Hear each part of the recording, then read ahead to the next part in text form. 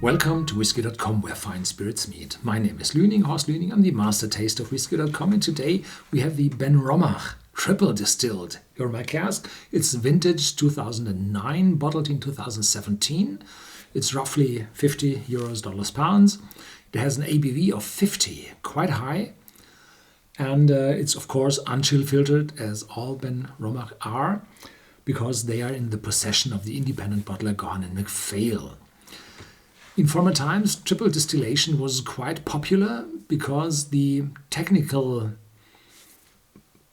possibilities weren't that good in the last 2 centuries. So they distilled 3 times, and then the final product has not much of fusel oils or faints in it. It was better.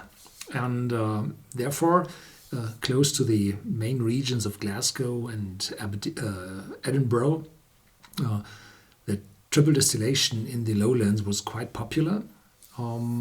But today, quality went up a lot, and most of the distilleries, even in the lowland, just have 2 stills. And in the moment, there are more distilleries in the highlands which distill 3 times, which have a triple distillation, than in the lowlands. In the lowlands, I think just 2. Yeah, I think so. It is matured in ex-bourbon casks, fresh first fill ex-bourbon casks, and shows a golden color and some fancy writing, triple distilled. And yeah, here we go. The triple distillation at Benromach takes place in the spirit still. So we have the wash still for the first distillation, and then you have the second distillation in the spirit still, and after that the middle cut is taken out into a intermediate vat, and from there it goes back again in the spirit still and is there distilled a 3rd time. So you're able to triple distill on an equipment with just 2 stills. You just use the second still for 2 times. You clean it before using it again, of course.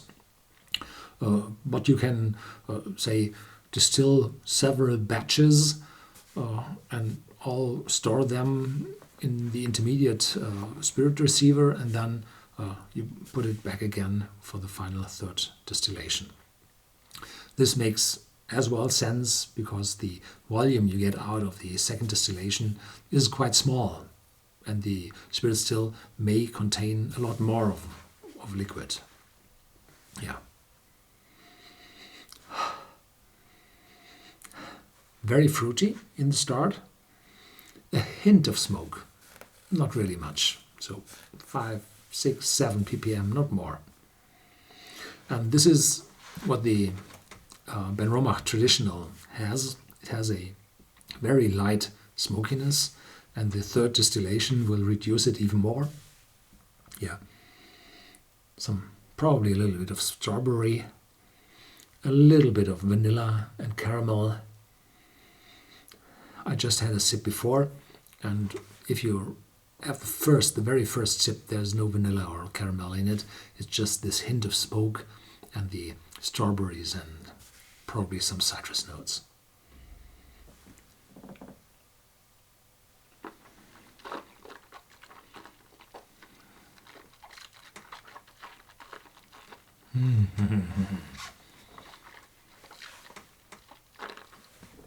A kick of oranges.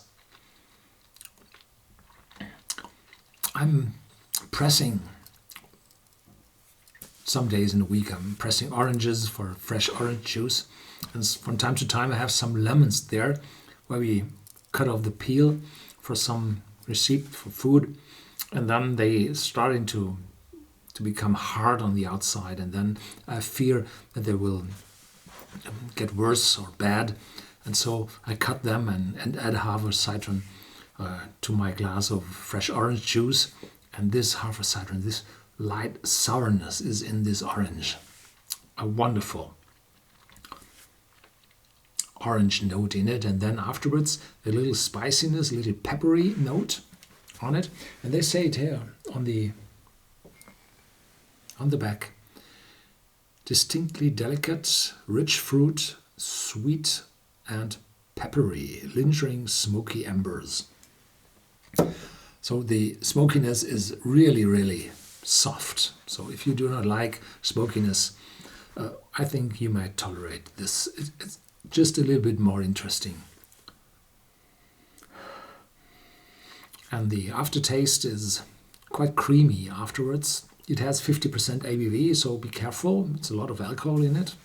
There's quite a light, cool note in the nose from the alcohol. And officially they say there's dark chocolate. No bitterness. It's American white oak, and it's not old enough to acquire this bitterness of taste from the oak. The tannins, no.